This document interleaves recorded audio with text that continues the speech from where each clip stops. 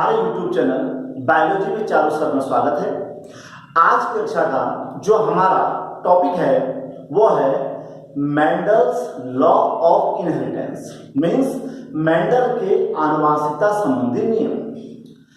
Mendel को father of genetics यानी कि आनुवंशिकी का पिता भी कहा जाता है। मेंडल ने आनुवंशिकता संबंधी जो नियम दिए थे तो उनके आधार पर मेंडल को आनुवंशिकी का पिता कहते हैं। आनुवंशिकता का मतलब होता है एक पीढ़ी से दूसरी पीढ़ी में गुणों का जाना। तो मेंडल ने अपने नियमों के द्वारा हमें यह समझाया कि कैसे एक पीढ़ी से दूसरी पीढ़ी में गुणों को ले जाया जाता है। मेंडल ने अपना जो प्रयोग किए वो मटर के पौधे पे किए। तो परीक्षा में कई बार यह प्रश्न पूछा जाता है कि मेंडल ने अपने प्रयोगों के लिए मटर का पौधा ही क्यों चुना? क्योंकि मटर का पौधा जो होता है उसमें वैरायटी होती है, जैसे बीज गोल, झुर्रीदार, पौधा लंबा छोटा, ऐसी फूलों का रंग। तो मेंडल ने मटर के पौधे में जो वैरायटी थी, जो विभिन्नता थी, उनके आधार पर मटर के पौधे को चुना। उसके अतिरिक्त जो मटर का पौधा है उसमें सेल्फ पॉलिनेशन होता है और साथ साथ क्रॉस पॉलिनेशन भी हो सकता है। मेंडल का जो मटर का जो पौधा होता है वह एक वर्षीय यानी कि एनुअल होता है, उसे कहीं पर भी आसानी से उगाया जा सकता है। तो इन गुणों के आधार पर मेंडल ने मटर के पौधे को अपने प्रयोग के लिए चुना और जो कि काफी सक्सेस रहा। तो जो मेंडल ने अपने आनुवंशिकता संबंधी नियम प्रतिपादित किए वो 3 नियम थे। जैसा कि हमने समय की बचत के लिए पहले से ही ये बोर्ड में इन नियमों को लिख लिया है। तो मेंडल्स लॉ ऑफ इनहेरिटेंस, तो सबसे पहला नियम जो मेंडल का था वह था लॉ ऑफ डोमिनेंस, मीन्स प्रभाविता का नियम। दूसरा नियम था लॉ ऑफ सेग्रीगेशन, जिसे पृथक्करण का नियम कहते हैं। इसको हम प्योरिटी ऑफ गैमेट्स का लॉ भी कहते हैं, अर्थात युग्मकों की शुद्धता का नियम। और जो तीसरा और अंतिम नियम जो मेंडल द्वारा दिया गया, लॉ ऑफ इंडिपेंडेंट एडजॉर्टमेंट, जिसे स्वतंत्र अप्यूहन का नियम कहते हैं। तो अब हम बारी बारी से इन नियमों को एक एक करके समझते हैं और इनको उदाहरण की सहायता से आपको समझाने का प्रयास करते हैं कि किस प्रकार मेंडल ने इन नियमों को प्रतिपादित।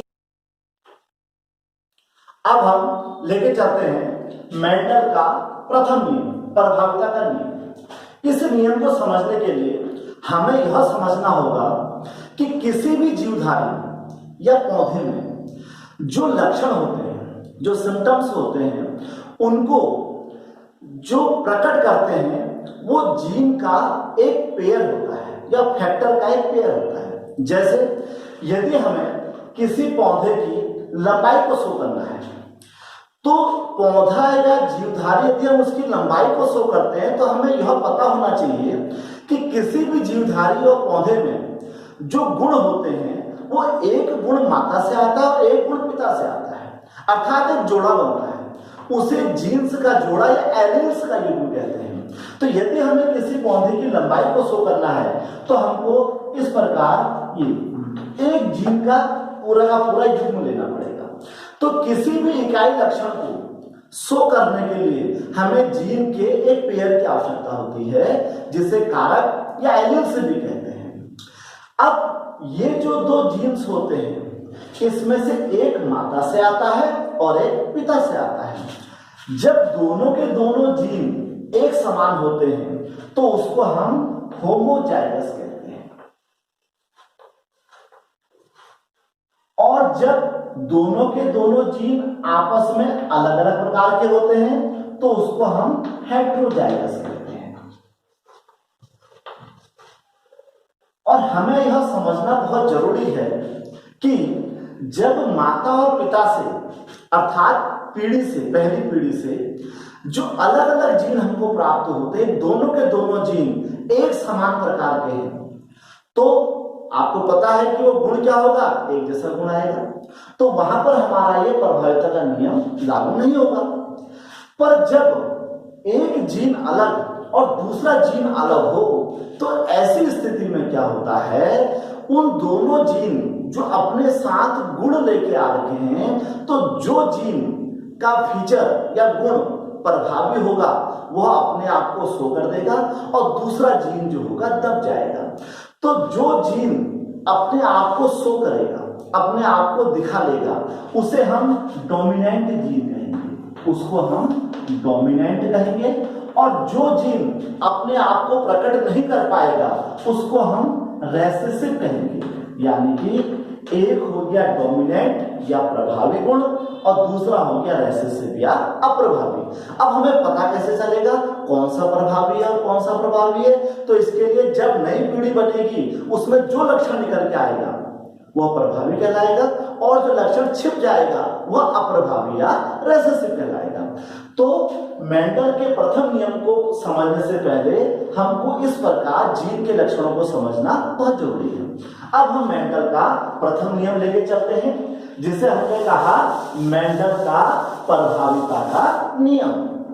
इसके अनुसार मेंडल ने क्या करा, दो मटर के पौधों को शुद्ध लक्षण वाले मटर के पौधे दिए। शुद्ध से मतलब है होमोजाइगस। तो उसने क्या करा, दो परस्पर विरोधी गुण वाले, विरोधी भी हो और शुद्ध भी हो।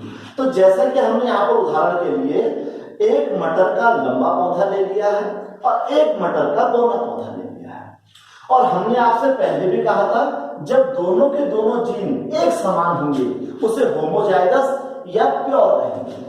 तो चूंकि हमने यहाँ पर क्या ले रखा है, लंबे पन को कैपिटल टी से शो कर रखा है और बौने पन को स्मॉल टी से शो कर रखा है। तो जब दोनों के दोनों जीन लंबे पन के होंगे तो इसको हम कहेंगे प्योर टॉल, यानी कि शुद्ध लंबा। और जब दोनों के दोनों जीन बौने पन के होंगे तो इसे हम कहेंगे प्योर ट्वार्फ। और याद रखें ये दोनों के दोनों प्योर है। प्योर से मतलब दोनों के दोनों जीन एक समान है। और जब मेंडल ने इस प्रकार दो भिन्न भिन्न लक्षणों वाले शुद्ध पौधों का आपस में क्रॉस कराया, और हमें यह बात हमेशा याद रखनी चाहिए, जब भी दो प्योर जातियां आपस में क्रॉस करती हैं तो हमेशा कौन सी जनरेशन बनती है, F1 जनरेशन बनती है। अर्थात जब भी शुद्ध जातियां आपस में संकरण करेंगी या क्रॉस करेंगी तो हमेशा हमें प्रथम पीढ़ी प्राप्त होती है। अब हम इन दोनों का क्रॉस कराते हैं। इसके लिए हमारे पास एक सिंपल सा मेथड है जिसको हम यहाँ पर एक बोर्ड की सहायता से बनाते हैं।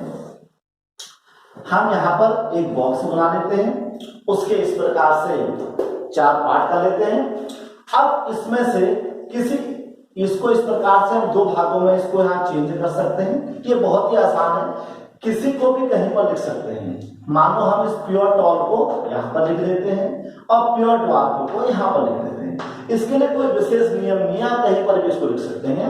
एक और आप इसको मेल यानी कि नर कर दें और एक और इसको फीमेल यानी कि मादा कर दें। अब हम क्या करेंगे, इनको बारी बारी से बॉक्स में भर लेंगे। जैसे ये कैपिटल टी यहाँ पर आ गया और साथ में स्मॉल टी आ गया, ऐसे ये कैपिटल टी यहाँ पर आ गया, साथ में स्मॉल टी आ गया। इस प्रकार हम बारी बारी से इन चारों बॉक्सों को भर लेते हैं। तो हमने देखा जब प्योर टॉल पौधे का प्योर ड्वार्फ पौधे से क्रॉस हुआ तो सारे के सारे ऑप्शन मीन्स 100% कैसे बने, हाइब्रिड। हाइब्रिड मतलब एक दोनों जीन अलग अलग, उसे हाइब्रिड कहते हैं, और जब एक समान होते हैं उसे प्योर कहते हैं। तो मेंडल ने जब लंबे पौधे का बौने पौधे से क्रॉस कराया तो उसने क्या देखा, सारे के सारे पौधे कैसे बने, संकर लंबे। तो रिजल्ट क्या निकला हमारे पास, all the plants are hybrid tall. अब हाइब्रिड टॉल का मीन्स क्या हुआ, अर्थात इस जीन के जोड़े में एक लंबे पन का गुण था, एक बौने पन का गुण था, पर निकल के कौन सा गुण आया, लंबापन। इससे हमारा क्या निष्कर्ष निकला कि जो लंबापन था ये बौनेपन पे क्या था, प्रभावी था। तो प्रथम पीढ़ी में कौन सा गुण निकल के आया, लंबापन। तो अब हम कह सकते हैं कि लंबापन एक प्रभावी लक्षण है और बौनापन एक अप्रभावी लक्षण है। तो इस प्रकार मेंडल का प्रभाविता का नियम स्पष्ट हुआ, अर्थात जब दो भिन्न भिन्न गुणों वाले पौधों या जीवधारियों का क्रॉस किया जाता है तो प्रथम पीढ़ी में हमेशा प्रभावी लक्षण ही निकल कर आता है, जिसे प्रभाविता का नियम कहते हैं। अब हम लेके चलते हैं मेंडल का दूसरा नियम, लॉ ऑफ सेग्रीगेशन, पृथक्करण का नियम, या law of purity of gametes, युग्मकों की शुद्धता का नियम।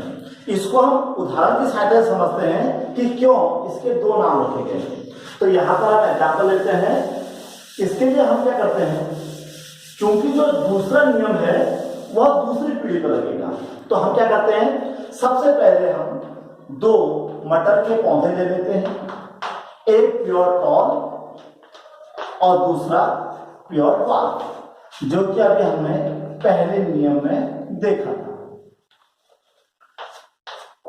और दोनों प्योर हैं, जब दोनों का क्रॉस होगा तो कौन सी जनरेशन बनेगी, F1। पहले क्लियर हो चुका है कि जब प्योर स्पीशीज आपस में क्रॉस करती हैं तो प्रथम जनरेशन यानी फर्स्ट जनरेशन बनती है। जब दोनों प्योर बनेंगे तो कौन से बना था, हाइब्रिड। तो सारे के सारे प्लांट कैसे बने थे, हाइब्रिड टॉल। हाइब्रिड टॉल का मतलब क्या था कि जो टॉलनेस थी उसने ड्वार्फनेस को डोमिनेट कर दिया था, अर्थात लंबापन ने बौनेपन को दबा दिया था। जब इस फर्स्ट जनरेशन में हम फिर से रिक्रॉस करते हैं, अब हम क्या करते हैं, इस हाइब्रिड जाति में रिक्रॉस कर लेते हैं, अर्थात अब जब फर्स्ट जनरेशन क्रॉस करेगी तो कौन सी जनरेशन बनेगी, F2 सेकंड जनरेशन बनेगी। अब यहां पर हम फिर से एक बॉक्स बना लेते हैं। एक, चूंकि इस समय दोनों के दोनों पेरेंट्स एक जैसे हैं तो कहीं पर किसी को भी लिख लेते हैं। जब हम इसको बॉक्स में शो करते हैं तो कैसे बनता है,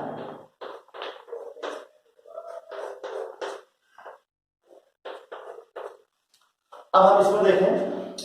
अब यदि हम इन चारों बॉक्स में देखें जो कि हमने दोनों को भर दिए हैं, तो यदि हम इसको पूरा का पूरा 100% मान लेते हैं तो देखें 25% कैसा है, प्योर टॉल, मींस ये हो गया प्योर टॉल रेशियो। फिर देखें 25 ये कैसा हो गया, हाइब्रिड टॉल, क्योंकि आपको पता है कि जो टॉलनेस है वो ड्वार्फनेस में क्या है, डोमिनेट है। और ये देखिए 25% प्योर ड्वार्फ, और ये जो 25% है ये प्योर ड्वार्फ। तो इसको हम इससे करते हैं 1:2:1, या पूरे टॉलनेस को एक साथ ले लें, क्योंकि चाहे ये हाइब्रिड है चाहे ये प्योर है, पर है तो टॉल। तो अब हम इसको क्या लेके चलते हैं, 3:1। तो अब हम यहां पर देखते हैं मेंडल ने अपने नियम से क्या समझाने का प्रयास किया है, लॉ ऑफ सेग्रीगेशन, पृथक्करण का नियम। मींस जो फर्स्ट जनरेशन का ड्वार्फनेस थी, तो आप जब पेरेंट्स जो थे एक प्योर टॉल था एक प्योर ड्वार्फ था, पर फर्स्ट जनरेशन में ड्वार्फनेस क्या थी, हाइड हो चुकी थी, रेसेसिव दब चुकी थी। पर वही ड्वार्फनेस सेकेंड जनरेशन में 25% या 1 के रेशियो में पृथक हो गई, इसलिए इसको पृथक्करण का नियम भी कहते हैं। और प्योरिटी ऑफ गैमेट्स क्यों कहते हैं, क्योंकि आपको पता है कि रेसेसिव फीचर अपने को कब शो करेगा, अप्रभावी लक्षण अपने को कब शो करेगा, जब वो कौन सी फॉर्म में होगा, प्योर फॉर्म में होगा। क्योंकि जैसे ही वो हाइब्रिड फॉर्म में होगा तो उसको प्योर क्या कर देगा, उसे डोमिनेट कर देगा। तो इसलिए जो भी रेसेसिव फीचर होगा वो अपने को कब शो करेगा, जब वो प्योर फॉर्म में होगा। इसलिए इसको law of purity of gametes भी कहते हैं। तो इस प्रकार मेंडल ने अपना दूसरा नियम हमको दिया। अब हम मेंडल का तीसरा नियम, लॉ ऑफ इंडिपेंडेंट असॉर्टमेंट या स्वतंत्र अपयोग के नियम को लेते हैं। मेंडल का जो तीसरा नियम है, असल में उसे द्विसंकर क्रॉस या डाइहाइब्रिड क्रॉस कहते हैं। डाइहाइब्रिड क्रॉस से मतलब है जब हम दो ऐसे पौधों या जीवधारियों में क्रॉस करते हैं जो आपस में परस्पर दो गुणों में अंतर है। शुरू के जो दो नियम थे वो मोनोहाइब्रिड थे, मींस हमने दो ऐसे पौधे लिए जिनमें एक डिफरेंस था। अब हम दो ऐसे पौधे लेंगे जिनमें दो डिफरेंस होंगे, इसलिए इसको द्विसंकर क्रॉस, डाइहाइब्रिड क्रॉस भी कहते हैं। और स्वतंत्र अपयोग का नियम क्यों कहते हैं, ये हम नियम के बाद समझेंगे। तो अब हम इसको लेके चलते हैं स्वतंत्र अपयोग के नियम को। तो इसमें मेंडल ने क्या करा, मटर के दो ऐसे पौधे लिए जो परस्पर दो गुणों में अंतर थे।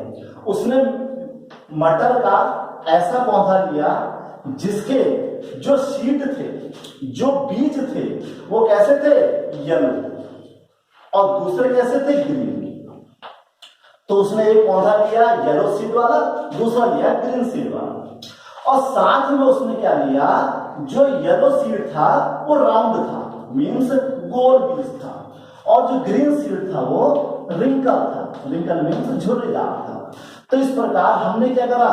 येलो कलर को कैपिटल वाई से और राउंड को कैपिटल आर से, ग्रीन को स्मॉल वाई और रिंकल को स्मॉल आर से, और वैसे सब संकेत हैं, आप इसको कैसे भी शो कर सकते हैं। तो मेंडल ने प्योर येलो राउंड प्लांट का, जो सीड वाला प्लांट था, उस मटर के पौधे का प्योर ग्रीन रिंकल से क्रॉस कराया। जब दो प्योर स्पीसीज आपस में क्रॉस करती हैं तो हमेशा कौन सी जनरेशन बनती है? F1 जनरेशन बनती है। और F1 जनरेशन में कौन सा गुण निकल के आता है? डोमिनेंट फीचर निकल के आता है। तो एक गुण यहां से आएगा, मीन्स सीड के लिए एक येलो एक ग्रीन से आएगा, ऐसे उसके सेप के लिए यहां से आएगा और यहां से आएगा। इस प्रकार क्या हुआ? मेंडल ने फर्स्ट जनरेशन में देखा कि जितने भी मटर के पौधे हुए उन सब में मटर के बीज कैसे थे? येलो राउंड, पर कैसे थे? हाइब्रिड। तो सारे के सारे बीज जो थे वो हाइब्रिड येलो राउंड वाले हुए। तो इट मीन्स इससे क्या निष्कर्ष निकला कि जो येलो कलर है वो ग्रीन पर डोमिनेंट है और जो राउंड फीचर है वो रिंकल पर डोमिनेंट है। तो ये हो गई हमारी डोमिनेंट फीचर, ये हो गए रेसेसिव फीचर। तो फर्स्ट जनरेशन में सारे के सारे पौधे येलो राउंड सीड वाले बने। जब इस फर्स्ट जनरेशन का हमने आपस में क्रॉस कराया, मीन्स F2 जनरेशन बनी, तो इसमें हमने क्या देखा? अब यहाँ पर जो हमारा बोर्ड बनेगा, क्योंकि इसमें हमारे पास 4 फीचर हैं, इसलिए हमको यहाँ पर ये थोड़ा सा इसका बड़ा सा हमको बनाना पड़ेगा। यहाँ पर हमको 16 फीचर देखने को मिलेंगे। इस प्रकार हम एक ऐसा स्टार बनाते हैं जिसमें हम क्रमशः 16 इसके हम पार्ट्स कर लेते हैं। अब ये सेकंड जनरेशन है, इसको बनाने की मैं आपको बड़ी आसान विधि बताता हूं, बच्चे बहुत कंफ्यूज रहते हैं इसमें। इसके लिए आपने कुछ नहीं करना है, इन जो हमारे पास फर्स्ट जनरल रिजल्ट है उसको हमने यहाँ पर शो करना है। इसके लिए बहुत आसान सी विधि हम आपको अपने चैनल के माध्यम से बता रहे हैं कि आप क्या लिखें? 2 कैपिटल वाई लिखें 2 बॉक्स में, और यहाँ पर 2 स्मॉल वाई लिखें। इसी प्रकार से यहाँ रिपीट कर दीजिए, 2 कैपिटल वाई और 2 स्मॉल वाई, सो सिंपल। और जो राउंड शेप है उसको capital R small R, capital R small R, same ऐसे capital R small R, capital R small R. This is the easiest way, बहुत सरल सा है, आपने इसमें ज्यादा कंफ्यूज नहीं होना है। इस प्रकार से इनको शो करना है। अब आपने क्या करना है? प्रत्येक बॉक्स में इनको भर देना है। पहले आप इस प्रकार भर लीजिए हॉरिजॉन्टल, ये वर्टिकल, देन उसके बाद हॉरिजॉन्टल कर लीजिए। तो पहले हम इनको भर लेते हैं इस प्रकार। पहले हम सब इनको इस प्रकार से यहां फिलअप कर लेते हैं। हमने समय की बचत के लिए इसको जल्दी भर दिया है। अब हम देखते हैं कि कौन सा फीचर कैसे निकल के आता है। हमें यह पता रहना चाहिए ये डोमिनेंट फीचर है या रेसेसिव फीचर है। तो देखिए, यदि हम इस सब को भर देते हैं तो देखें, जहां भी कैपिटल आई होगा वो येलो होगा, और जहां भी कैपिटल आर होगा वो राउंड होगा। ग्रीन उसी शर्त को होगा जब दोनों वाई स्मॉल होंगे, और रिंकल तभी होगा जब दोनों आर स्मॉल होंगे। तो देखें, इसको देखें, यहाँ कैपिटल वाई कैपिटल आर है तो क्या होगा? Yellow round. Y R yellow round, Y R yellow round. क्यों? क्योंकि एक भी कैपिटल वाई होगा तो येलो होगा, एक भी कैपिटल आर होगा तो क्या होगा? राउंड होगा, जैसे कि आप यहाँ पर देख सकते हैं। तो देखें, वाई ये सब capital yellow round yellow round yellow round yellow round. दूसरा देखना ही नहीं है यदि पहला कैपिटल है तो। अब यहाँ पर आइए, Y R yellow round, Y R, यहाँ गड़बड़ देखिए, वाई मीन्स येलो पर दोनों स्मॉल आर है तो मीन्स क्या हो गया? रिंकल। ये हो गया हमारा येलो रिंकल। यहाँ देखिए, वाई आर येलो राउंड, यहाँ फिर आगे देखिए capital Y means yellow, small R means wrinkle. इसको हम अलग से कर लेते हैं। यहाँ देखिए, Y R yellow round, Y R yellow round. यहाँ देखिए, अब यहाँ पर क्या है? देखिए, 2 स्मॉल वाई आ गए हैं, ये तब क्या हो गया? ग्रीन। इसको हम अलग अलग कलर से कर लेते हैं। यहाँ देखिए, दोनों small Y means green R, तो मीन्स क्या हो गया, ये ग्रीन राउंड हो गया। अब उसके बाद देखिए येलो राउंड, यहाँ पर देखिए ये क्या हो गया, येलो रिंकल, जैसे कि हमने इसको यहाँ पर देखा था, ये ग्रीन राउंड और ये दोनों के दोनों स्मॉल हो गए, तो ये क्या हो गया, ये हमारा हो गया ग्रीन रिंकल। अब हम यदि इनको सबको काउंट कर लेते हैं तो देखिए येलो राउंड कितने हैं, 1 2 3 4 5 6 7 8 9, तो येलो राउंड हो गए हमारे 9। येलो रिंकल देखें अगर हम, येलो रिंकल हमने कह दिए थे, ये हमने कहां पर येलो रिंकल क्या पर देखे थे, जहां कैपिटल वाई हो स्मॉल आर हो, 1 2 एंड 3 कहां पर आएगा, ये दिस इज, तो येलो रिंकल हो गए 3। Green round means small Y होना चाहिए और कैपिटल आर होना चाहिए, तो देखिए 1 2 3, ग्रीन राउंड भी हमारे पास 3 है और ग्रीन रिंकल हमारे पास 1 है। तो हमने इस प्रकार देखा कि जो चेकर बोर्ड था उसमें रेट 9:3:3:1, इसको हमने इंडिपेंडेंट एडजॉर्टमेंट क्यों कहा, क्योंकि जो येलो के साथ राउंड था पर ग्रीन के साथ रिंकल था, पर सेकंड जनरेशन में सारे कैरेक्टर आपस में क्या हो गए, इंडिपेंडेंट हो गए, येलो के साथ रिंकल चले गए, ग्रीन के साथ राउंड चले गया, इसलिए इसको इंडिपेंडेंट एडजॉर्टमेंट मींस कोई भी प्रॉपर्टी दूसरी प्रॉपर्टी के साथ क्या है, जुड़ी भी नहीं है बल्कि इंडिपेंडेंट है। तो इस प्रकार मेंडल ने लॉ ऑफ इंडिपेंडेंट एडजॉर्टमेंट बताया और मटर के पौधे में 9:3:3:1 का उसने फॉर्मूला निकाला। तो आपको हमारा यह वीडियो कैसा लगा, आप हमारे सुझाव हमको सुझाव जोड़ दीजिए और हमारा जो YouTube चैनल है बायोलॉजी विद चारू सर, इसको जरूर सब्सक्राइब कीजिए और शेयर कीजिए। आपके कमेंट हमारे लिए बहुत बहुमूल्य हैं। धन्यवाद।